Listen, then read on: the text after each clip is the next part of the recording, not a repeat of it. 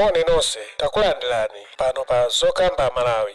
Malawi ochuluka adabwa ndi zomwe bungwe loyendetsa zisankho la Malawi Electoral Commission lachita potulutsatu chikalata ichi mukuchiona pachi. Akunena kuti kwangotsala masiku 1800 kuti Amalawi tipitenso tukokaponya zisankho za president, aphungu komanso makhansala. Iwo watu akunena kuti tsiku lokavota lidzakhala pa 17 September 2030. Muchikalatachi chimene tachipeza pa tsamba la Times 360 akunena kuti bungwe la Malawi Electoral Commission lati chisankho cha 2030 chizachitika lachiwiri pa 17 September. Iwo akuti izi ndimalingana ndi uthenga umene bungweli latulutsa. Wofalitsa Nkhani ku bungweli a Sangwani Mwafulirwa ati pakadali pano kwatsala masiku okwana 1800 kuti chisankho chosankha mtsogoleri wa dziko lino, aphungu a nyumba ija ya malamulo komanso makhansala chichitike. Ndipo amene walemba nkhani yonse ndi Blessings Makuira. Tatiyeni tiwerengere limodzi